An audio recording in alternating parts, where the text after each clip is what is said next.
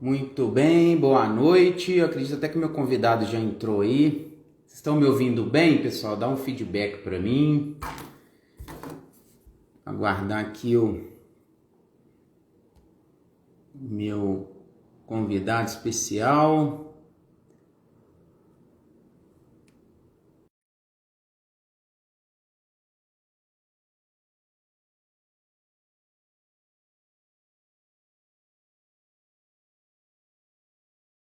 Aguardando Eugênio Musaki para conversarmos aqui.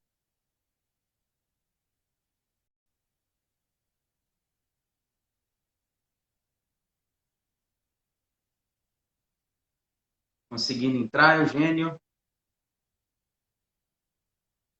Vamos lá. Boa noite, boa noite.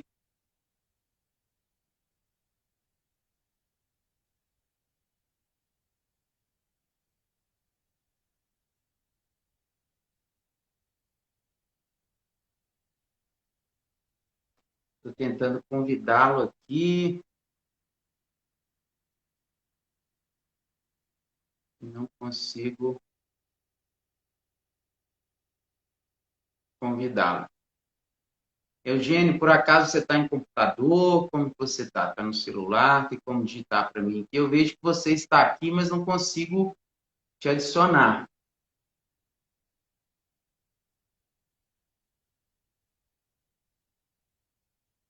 Não estou conseguindo adicionar.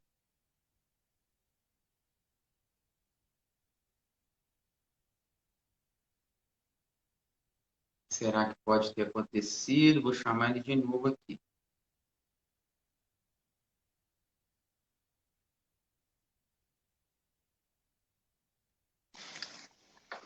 Olá, agora deu certo. Munir, Olá, boa noite. agora deu certo.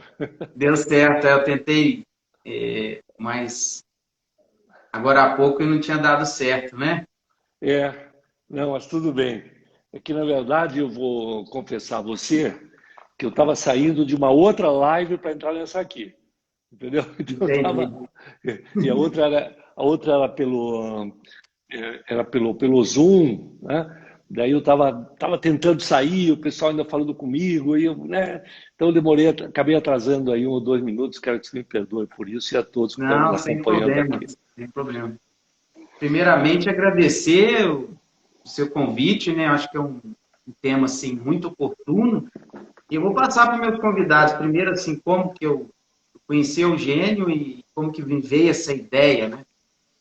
Então, Uhum. eu ia dar uma entrevista aqui numa TV local de Pouso Alegre sobre dom, talento e vocação. Ele estava procurando algumas referências, né, na internet, viu uma entrevista do Eugênio lá, acho que se não me engano, na Rede Vida, e me inspirou bastante, me auxiliou muito. E a partir daí eu comecei a seguir o trabalho dele, comprei 2 livros, um dele é esse aqui, O Novo Olhar. Não vou olhar.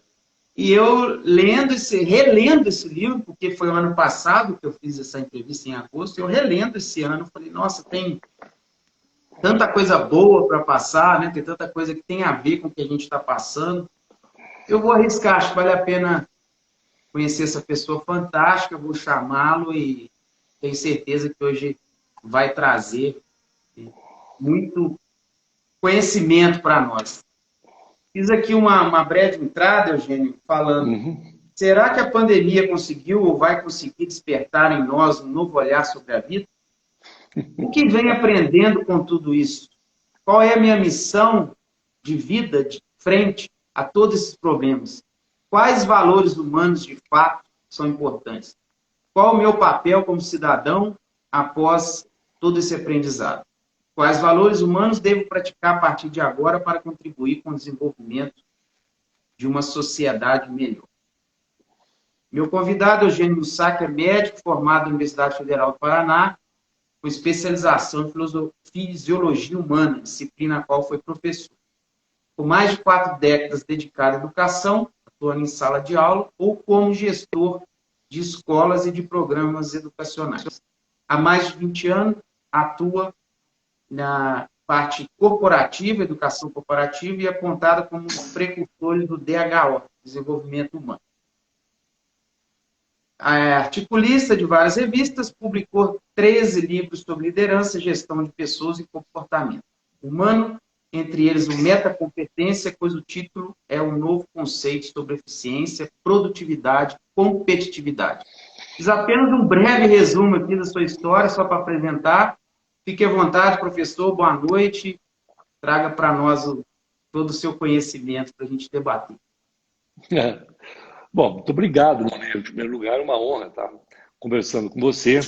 Eu também não o conhecia e aprendi, depois que nós fizemos contato, a conhecê-lo e respeitá-lo, não é? Seguir o seu trabalho, enfim, acho que você tem um trabalho extremamente importante, não só como médico, mas também como um formador de opinião, não é? Eu acho que o médico tem, eu tenho trabalhado muito com essa ideia, o médico é naturalmente um líder, né? E aqueles que não são, que não se conscientizam disso, estão deixando de exercer uma parte importante da sua missão. Eu acho que o médico lidera sim. Eu diria que o médico lidera pessoas em 3 instâncias diferentes. Primeiro, lidera a sua equipe, não é? Sempre há uma equipe que trabalha com o médico. A medicina não é um trabalho isolado. Se você é um cirurgião, então sabe muito bem o que é uma equipe de cirurgia, não é? Se você tem uma clínica, trabalha num hospital, o médico é, sim, alguém que responde pelo trabalho de uma equipe. Em segundo lugar, o médico lidera o seu próprio paciente, né? Sempre lembrando que o médico e o paciente formam uma espécie de uma equipe liderada pelo médico. É uma equipe que tem um objetivo comum, tem um objetivo que é o tratamento, a devolução do bem-estar, de saúde ao paciente. Né? Mas nesse processo em que o médico lidera o paciente, ele obtém do paciente aquilo que a gente chama de engajamento, que é algo que se fala muito nas corporações, mas o médico tem que ter o engajamento do paciente. Né? Nós sabemos que não é pequeno, você, inclusive, na sua área, sabe muito bem.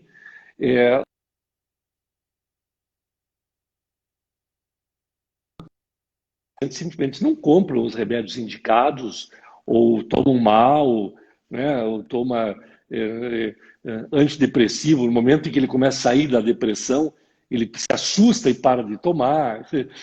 Enfim, então existem vários momentos em que o médico sim, tem que liderar o seu paciente. E em terceiro lugar, eu diria que o médico também lidera a comunidade a que ele pertence, a comunidade que ele está inserido. Né?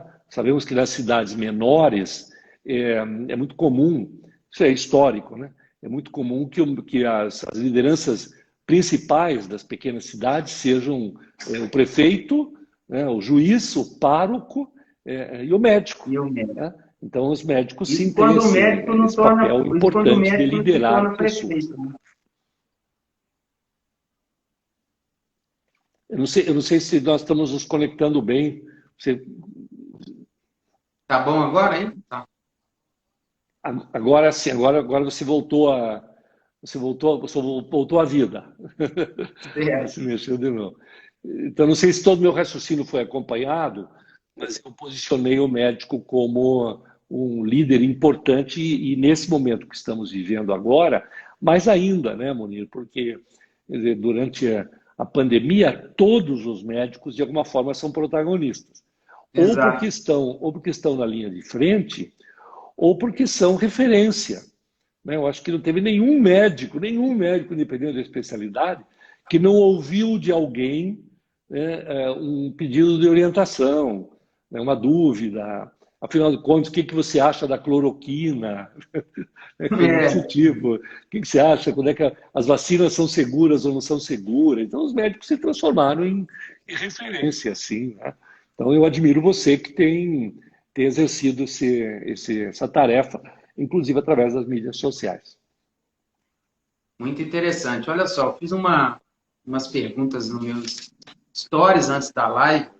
Nessa pandemia, como está seu estado emocional? 72% ruim, 28% bom. A pandemia afetou seu rendimento de trabalho? 61% sim, 39% não. A pandemia trouxe algum prejuízo financeiro para você? 56% sim, 44% não. Você perdeu Alguém muito querido, 29 sim, 71 não. Você procurou fazer algo para se reinventar? 60% sim, 40% não. Você acredita que vai sair mais fortalecido quando tudo acabar? 85% sim e 15% não. Isso eu até achei legal, porque as pessoas estão começando a despertar para isso, estão tendo esperança. Mas como poderia ser o seu olhar frente à pandemia, tudo que você mesmo aprendeu, sua experiência pessoal, eu também, depois da sua experiência, vou confidenciar o que aconteceu comigo. Claro. E eu acredito que, pelo que eu percebi da sua vida, uma vida muito corrida, meio corporativo, palestras, né? Muito ativo, e de repente teve que ficar recluso. Conta um pouco dessa experiência para nós. Eu conto sim, com imenso prazer, Munir, mas antes eu gostaria que o senhor me permitisse, eu queria responder um pouquinho. A primeira pergunta que você fez, antes que nós começássemos a conversar, você listou ali algumas perguntas, que seriam alguns tópicos que eu imagino que você gostaria de debater. E me chamou a atenção o primeiro deles, que foi com relação ao aprendizado, né? Em que você perguntou não exatamente o que nós aprendemos, ou se, mas perguntou se nós aprendemos alguma coisa. Será que todas as pessoas aprenderam alguma coisa durante a pandemia? Bom, veja, e aí você falou que eu sou professor, né, acima de tudo, eu sou médico, mas sou mais professor, né, nunca exerci pouca clínica, fiz mais vida acadêmica, e eu gosto muito de educação. Quando a gente estuda um pouco de pedagogia, a gente sabe que o aprendizado pode ser um fenômeno intelectual, né? Você incorpora um novo conhecimento, um novo saber, então é um fenômeno intelectual. Porém, a aprendizagem, que é o que leva, o processo que leva ao aprendizado, este é emocional, né? Ou seja, nós aprendemos mais pelas emoções do que pela razão.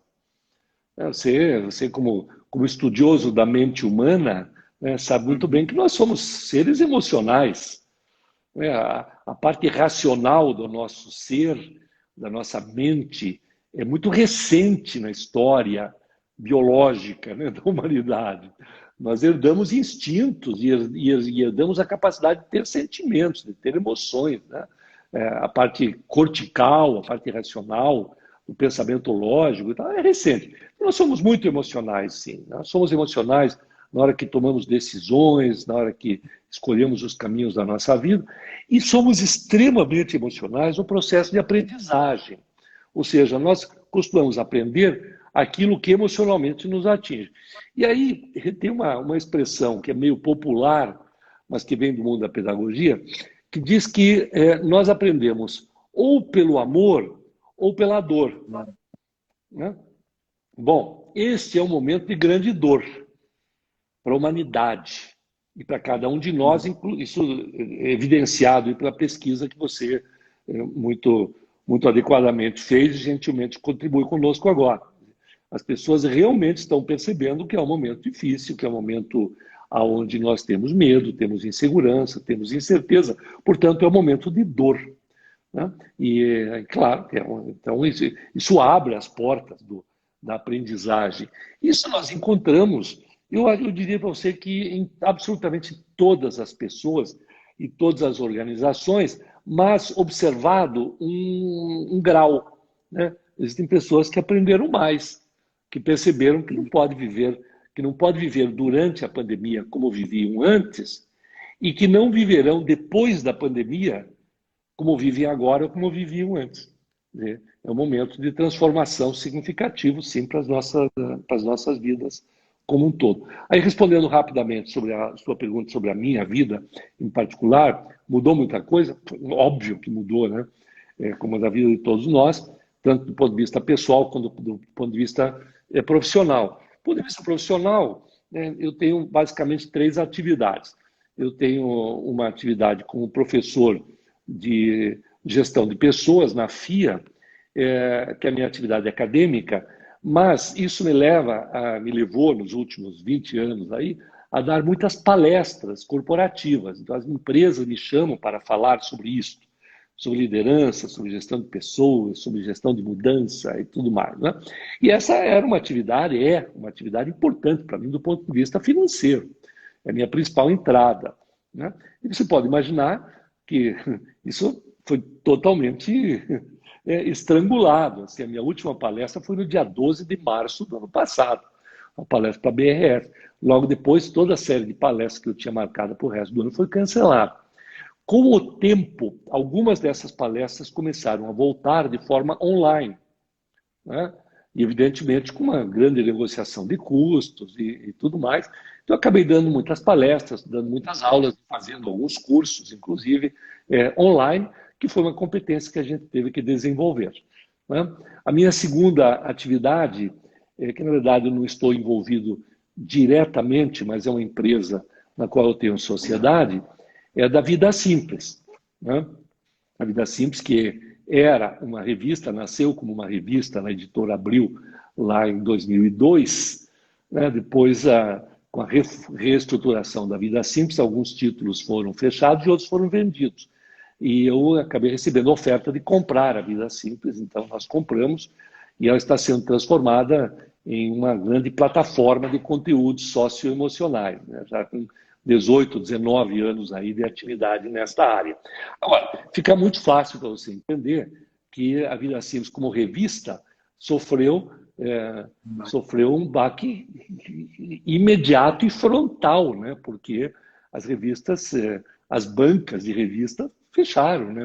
No Brasil inteiro estão fechadas quase todas já há mais de um ano. Então é evidente que esse nosso negócio foi tremendamente impactado, o que levou a Luciana, que é a minha mulher, que é quem dirige a Vida Simples, a CEO e a publisher, a arrancar os cabelos e fazer um exercício de criatividade, de adaptação, sem dispensar as pessoas, sem reduzir o salário, mas fazendo, sabe, um exercício absurdo de adaptação a esses novos tempos, né? O que acabou se transformando numa coisa que no final é boa, né? Que acelerou o processo de transformação da Vida Simples de uma revista para uma plataforma.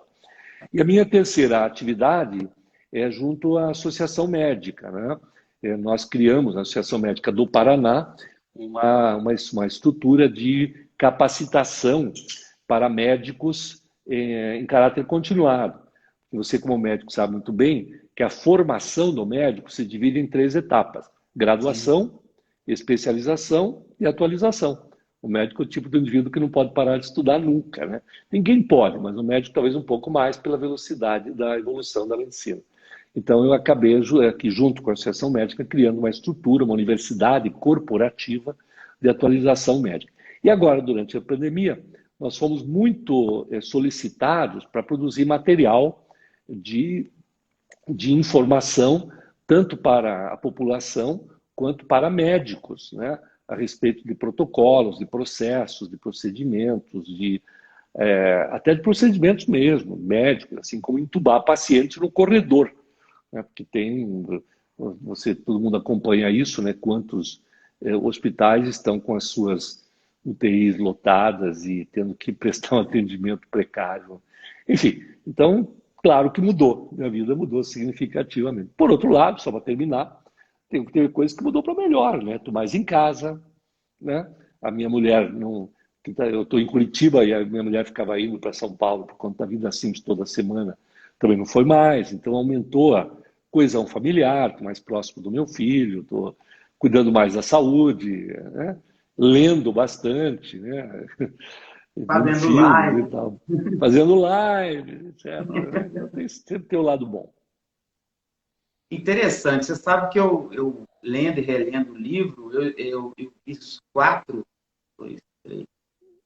capítulos, 4 crônicas ali, que chamaram muita atenção, né? E a 16, por exemplo, adaptação não é acomodação. Olha só, até o que você está falando aí, gera uma polêmica com relação. A gente vê o Darwin, né, que você cita no livro lá, e até uma correlação com esse darwinismo social, de a gente tentar se adaptar, ser apto e adaptar ao meio, que é o que você e todas as pessoas do mundo tiveram que fazer.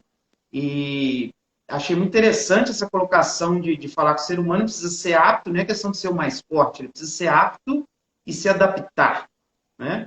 E que adaptação não é acomodação. Achei isso muito bacana que você comentasse isso para mostrar essa diferença para as pessoas, né? É que, na verdade, eu noto que existe essa confusão, talvez pela proximidade das palavras, né? As palavras parecem, são parecidas, né? Adaptação, acomodação.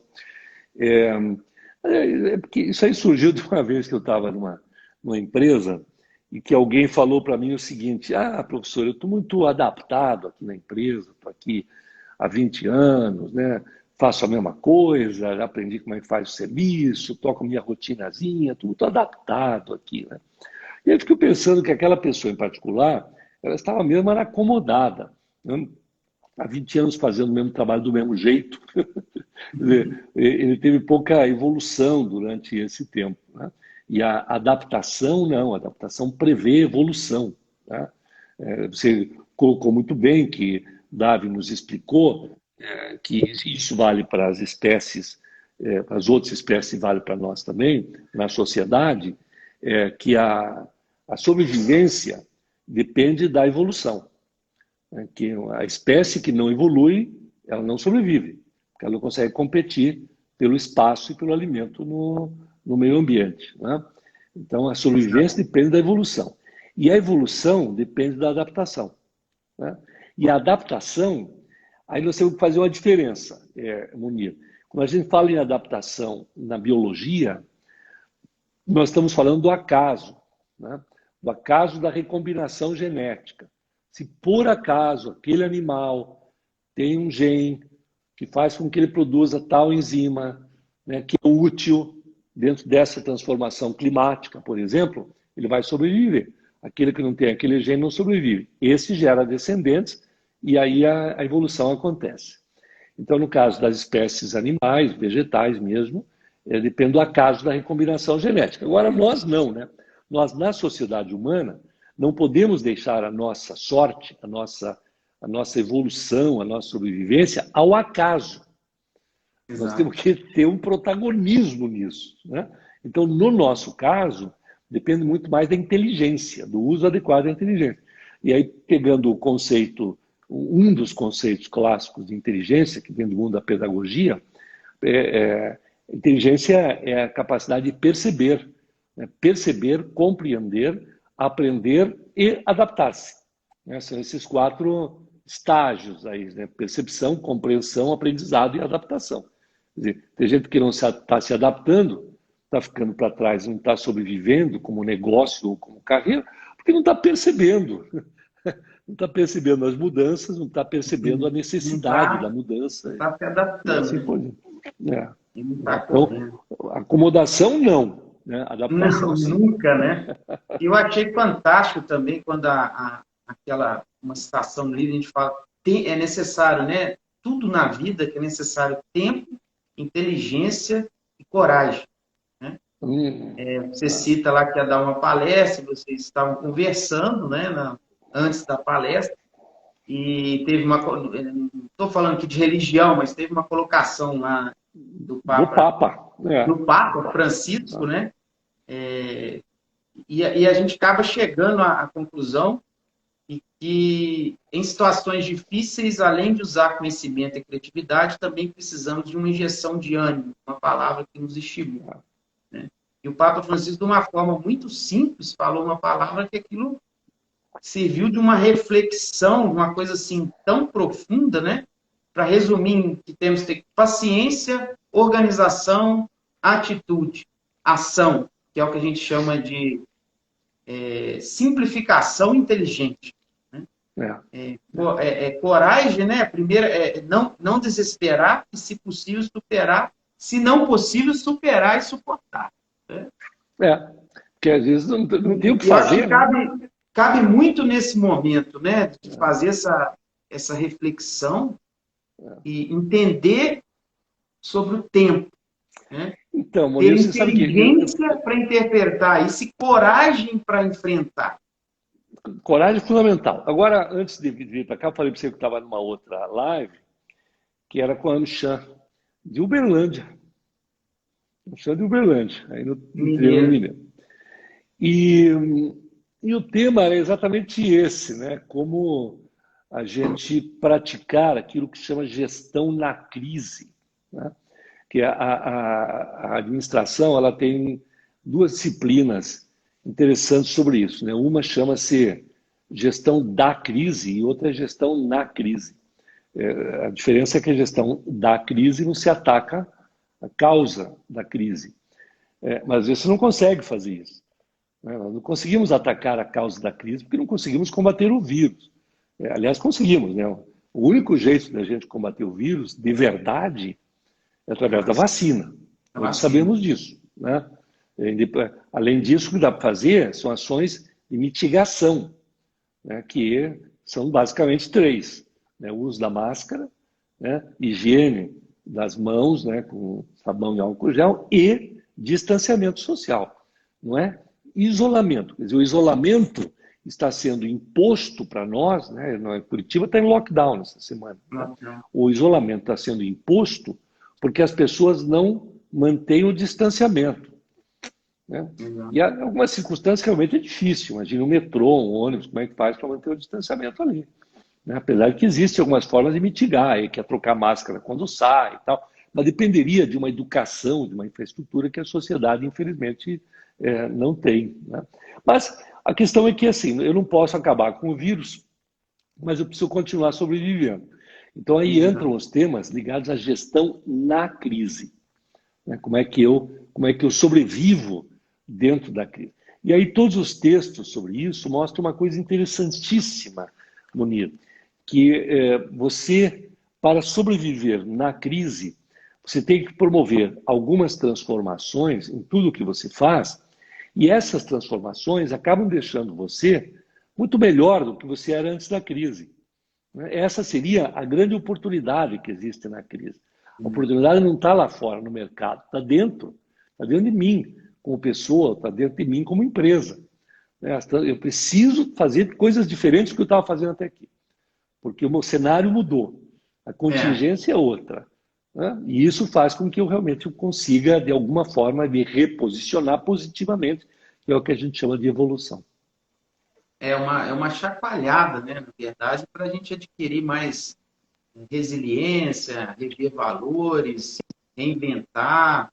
E esse momento de reflexão, igual muda a rotina da gente em casa, né? Tudo aquilo que a gente estava parado com a gente, que precisava olhar em casa, esse novo olhar, que até tem um capítulo lá sobre a aventura da rotina, né? Todo dia ela faz tudo sempre igual. Então, quer dizer, a gente estava assim meio que no piloto automático, né? Numa velocidade de informações, de tecnologia, de busca de conhecimento, de buscas materiais, querendo ou não. E então esse baque vem para dar uma parada para que as pessoas entrassem em solidão, transformassem essa solidão em solitude e pudessem sim ir nesse eu interior e identificar de fato algum talento, alguma vocação que porventura esteja ali, né, mais abafada para poder desabrochar. Isso aconteceu comigo, que eu já vinha num tempo angustiado de estar fechado dentro de uma sala, só atendendo um paciente, e esse movimento de transformação, felizmente, conseguiu me atingir, e eu acabei descobrindo habilidades que eu não sabia que eu tinha. Uma delas é escrita. Espero, em breve, daqui a um tempo, também escrever um livro. Mas eu só pude descobrir isso, inclusive essa habilidade de falar, câmeras, etc.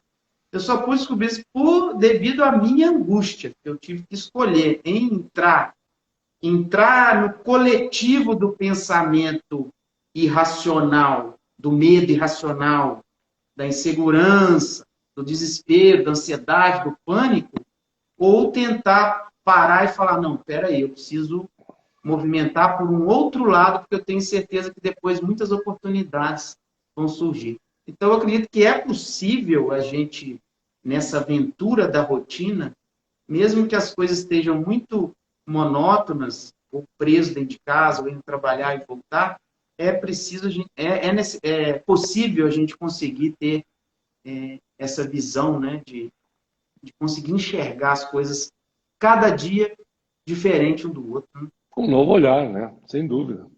Na verdade, citando um escritor mineiro, um dos grandes escritores do Brasil, se não o maior, Guimarães Rosa, ele disse uma vez: o sapo não pula por boniteza, ele pula por precisão. Ou seja, nós sentimos a necessidade de fazer esse salto de transformação, não é? Tínhamos necessidade, e essa necessidade veio, claro, da necessidade de nos adaptarmos profissionalmente, não é?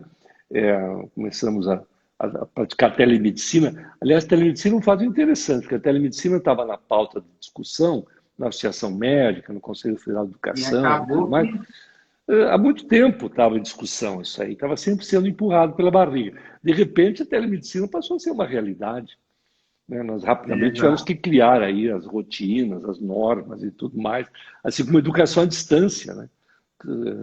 Quantas... Estava vendo uma entrevista com o Yuval Harari, aquele historiador israelense, né? Autor do Sapiens, né? E do Homo Deus.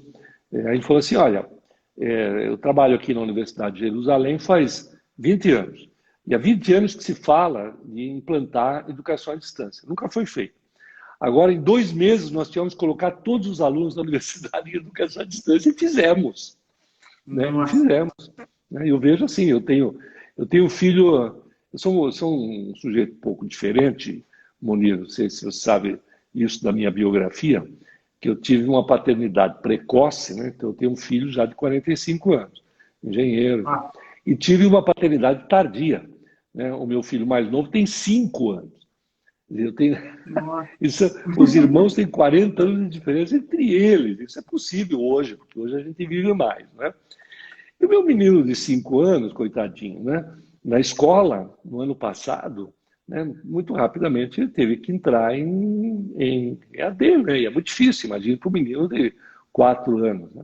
Agora ele já está com 5 anos e meio e é inacreditável como para ele isso é uma coisa absolutamente normal. Sabe? Ele mesmo liga o computador dele, não perde hora, ele participa ativamente. As professoras lá no colégio também, no próprio colégio, se adaptaram, né, criaram métodos pedagógicos para estimular uma criança de 5 anos, de 6 anos, a usar a educação à distância, eles estão usando. Quer dizer, aquilo que a gente nem imaginava que fosse possível, que a criança precisa do grupo, precisa do afeto, precisa do colo, está aí. Se adaptaram mais rápido do que nós. Né? Então, são Olha, lições da pandemia. Não lições da subestime a pandemia. capacidade de adaptação do ser humano. Hoje, a não adaptação é burrice. É, O sujeito que não está se adaptando é porque não percebeu, não compreendeu, não aprendeu nada de novo e está ficando para trás. Simples assim.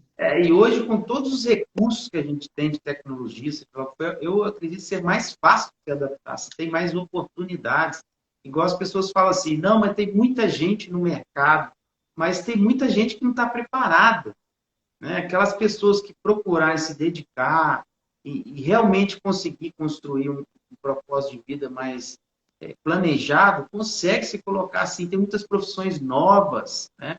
Eu lembro a época do meu pai, que meu avô passou e se acabou falando para os netos também, engenharia, medicina, odontologia, direito, e era aquilo ali. Né? Ou funcionário do Banco do Brasil. Então, quer dizer, hoje tem coisas novas, tem muitas oportunidades, mas eu acredito que esse movimento da internet, essa vida mais assim voltada para o externo e para um pouco dessa obrigatoriedade de ser feliz, um pouco dessa. Até queria entrar um pouquinho nessa questão do otimismo, que eu venho tendo uma dificuldade, eu já estou conseguindo lidar melhor com isso, no próprio consultório, porque as pessoas chegam aqui, para você ter ideia, Eugênio, a pessoa em 2 meses perdeu pai, mãe, irmão, assim, e às vezes intervalos até menores. Profissional de linha de frente que chega aqui para mim com a síndrome de burnout já avançada, né, e com um esgotamento profissional assim terrível, né, de estar visualizando aquilo e falar, mas como, né? Como vou fazer? Como vou fazer?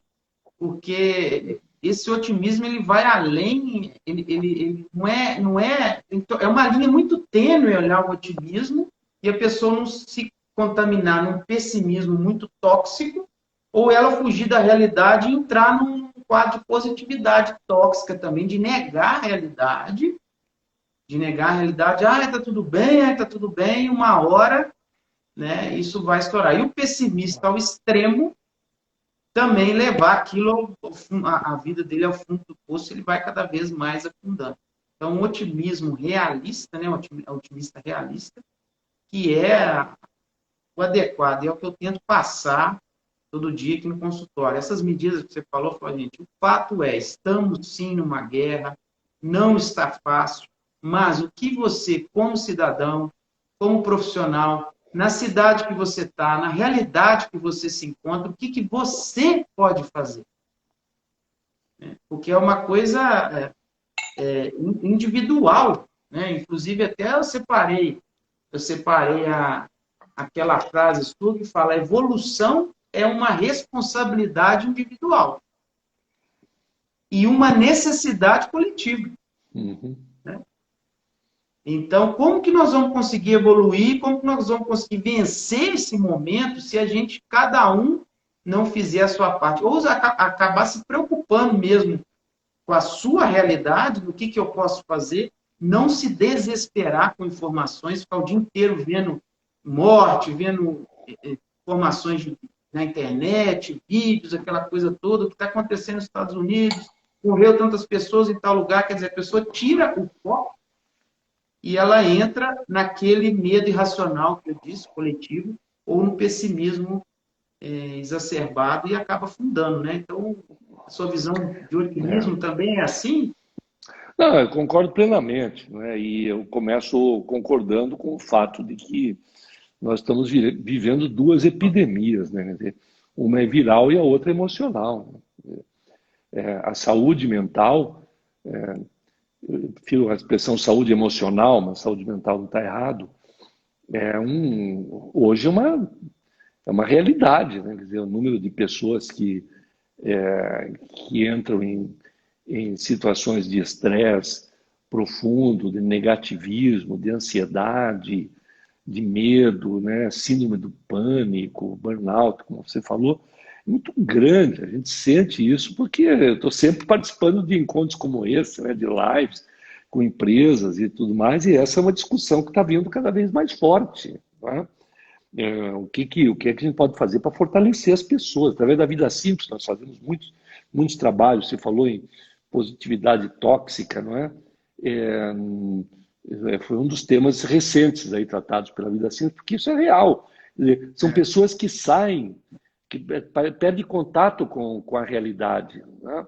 Começam a ver as coisas ou muito negativas, né? Ou procuram, por exercício pessoal, ver o lado positivo e aí criam um auto-engano, assim, né? E muitas vezes param até de se cuidar. Né? É uma discussão que existe aí com relação ao tal do tratamento precoce, né? Que quem é a favor do tratamento precoce, com alguns medicamentos que não têm comprovação científica, mas que a medicina baseada em evidências às vezes mostra que funciona, então isso é uma discussão que não vale a pena a gente entrar, mas quem é a favor desse tratamento precoce diz assim, bom, pelo menos nós estamos fazendo alguma coisa. Tá certo.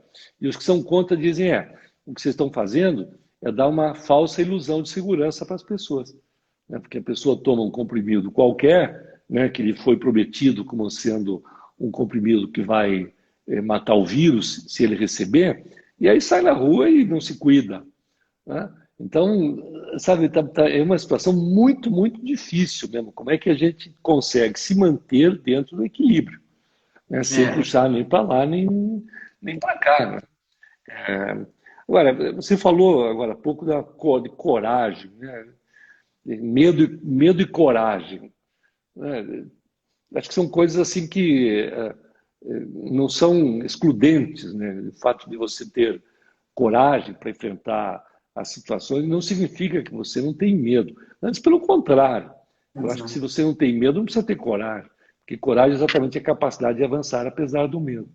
Agora, o medo, você é psiquiatra que sabe muito melhor do que eu sobre os mistérios da alma humana, mas eu aprendi que o medo, né, lá com o Paul Ekman nos Estados Unidos, é uma das nossas 5 emoções básicas, né? Que são a alegria, a tristeza, a raiva, né? O medo e o nojo, né? Então veja Nojo. que das 5 emoções básicas, só a primeira, né, a alegria, é que dá a impressão que é positiva, as outras são negativas. Na verdade, não, todas são positivas. A alegria é a única que é agradável, né? E por ser Sim. agradável, a gente não quer que ela pare.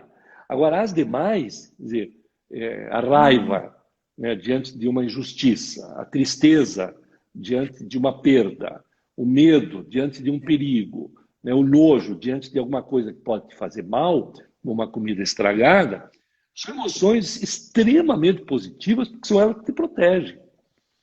Sim. São elas que O fazem com que medo, você inclusive, reaja. né? O medo, Muito. inclusive, né? Se não tivesse medo, como é que ia ser, né? A gente se exporia a perigos A própria desnecessários. ansiedade também, né? Ansiedade, a gente diferenciar a ansiedade normal da ansiedade patológica é isso, que a ansiedade, todos nós temos ansiedade, né?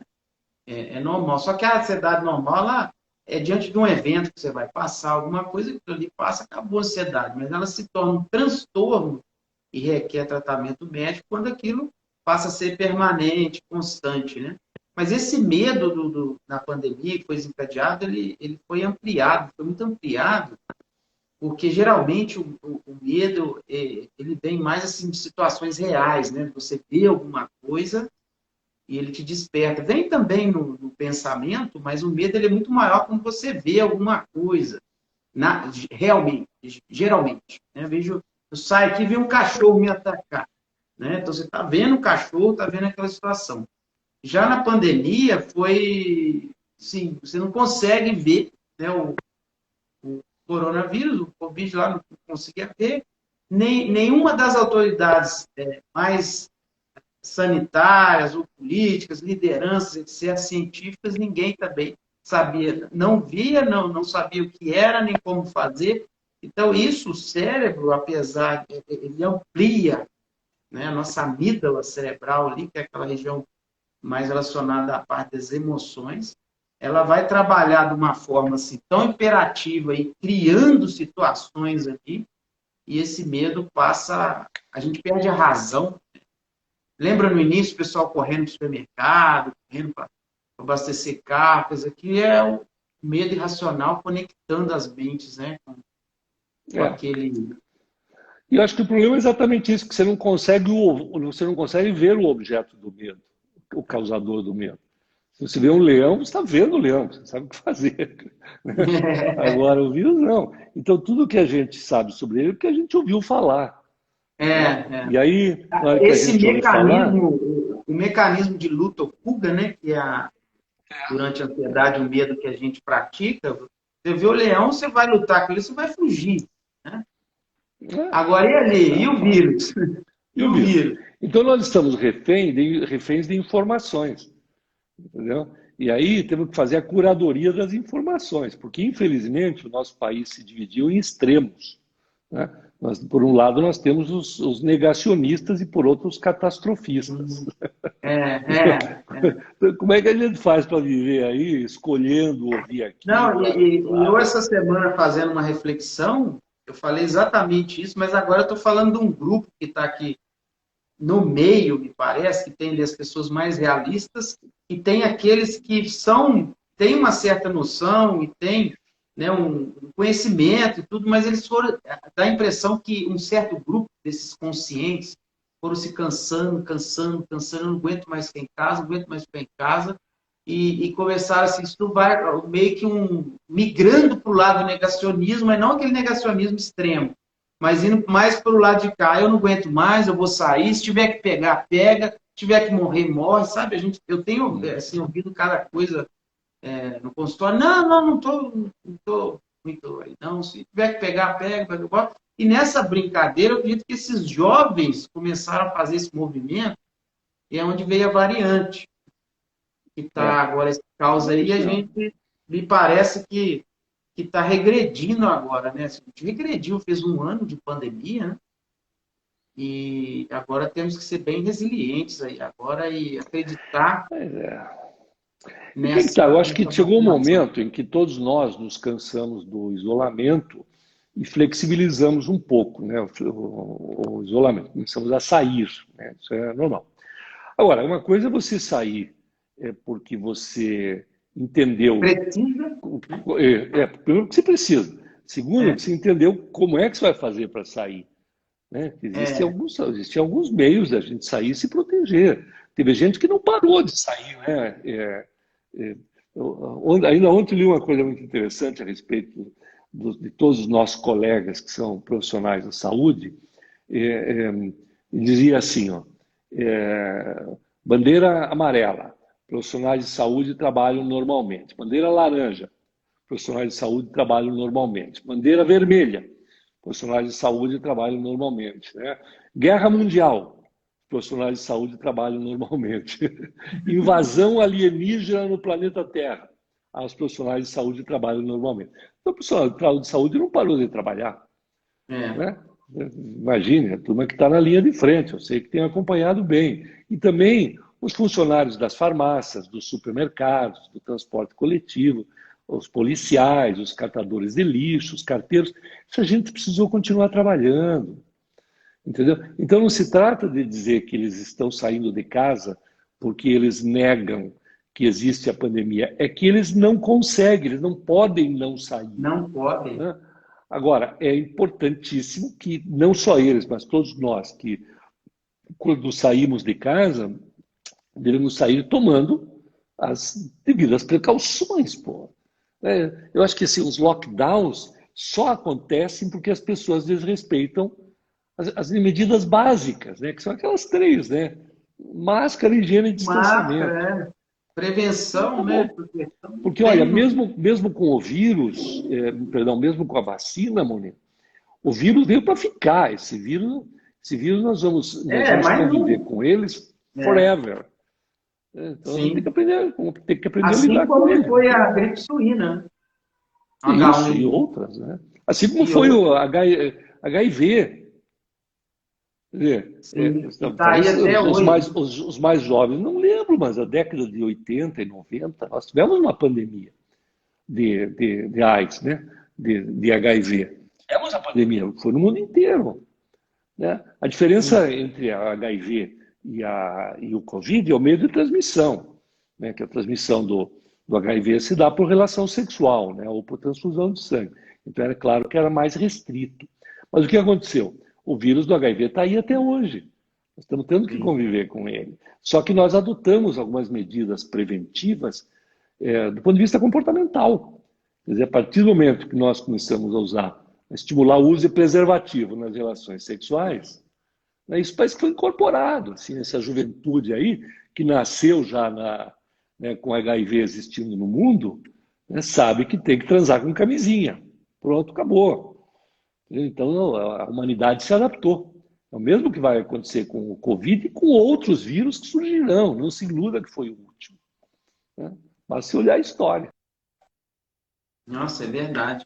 Olha que outra pesquisa aqui, professor Veras perguntas lá. E eu falei assim, em uma palavra, até vou olhar aqui, nós temos 10 minutos. Eu coloquei lá no meu stories assim, fale em uma palavra que representa a pandemia para você, para ver o que a pessoa, naquele momento capital, ia ter que escrever, né? Ansiedade, amadurecimento, reinventar, trágico, ressignificar, medo, fé, resiliência, consciência, desespero, saúde, tristeza, mudança, caos, vida, nova era, falta de amor ao próximo, repensar, desafio, hoje, esperança, algo para mudar, espiritualidade, prova de resiliência e reconstrução, superação, saudade do meu pai, gratidão, reflexão para uma vida nova e de mais amor e fé. Né? Então, a gente vê essa salada de quanto sentimento tem ali, né? Uma pequena amostra de Olha, eu história. prestei atenção com cuidado em tudo que você falou aí, para ver qual dessas expressões, desses sentimentos, fazia sentido para mim. Eu vou dizer que todos fizeram sentido. Sim.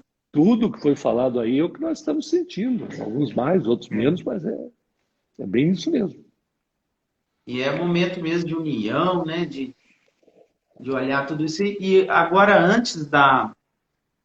Eu vou fazer uma consideração minha e peço um fechamento seu, para você fazer umas considerações finais. Mas antes da gente começar aqui, eu estava relendo, vendo algumas coisas que eu organizei, e eu acabei escrevendo rapidamente aqui aprendizados com a pandemia, né? Os Aham. aprendizados.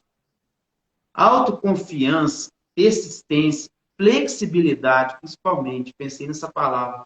Controle das emoções, investir na inteligência emocional. Acho que não vai ter como as pessoas não valorizarem mais a saúde mental, inclusive as empresas que visam, às vezes, muitas vezes, números, etc. Eles vão entender que vai ser um capital emocional que eles vão ter que investir, né? Ressignificar e se reinventar. Então, eu resumi aqui o meu aprendizado da pandemia com essas palavras e tentando passar para o pessoal esse olhar otimista, mas um otimismo realista.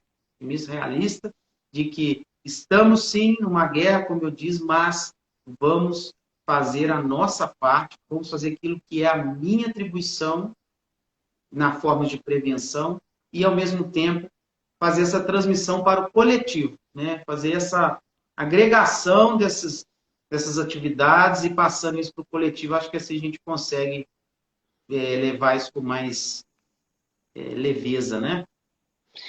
Não, sem Suas dúvida. considerações finais. Olha, na realidade, eu acho que tudo que você falou aí faz muito sentido também para mim, não é? E quando você fala de otimismo realista, eu gostei muito dessa expressão, né? Que não é o otimismo que exclui a razão, né? É algo que considera a situação como ela é, né? E por que nós podemos ser otimistas? Estabeleço uma diferença entre otimismo e esperança, né? Que esperança vem do verbo esperar, né? Apesar do Cortella dizer que é do verbo esperançar. Mas assim, eu espero, eu tenho esperança, eu espero com fé que as coisas vão melhorar, né? Que a vacina vai chegar, coisa desse tipo. Legal, acho que a esperança é um sentimento muito bom. Mas o otimismo é um pouco diferente, porque o otimismo inclui a participação daquele que sente otimismo.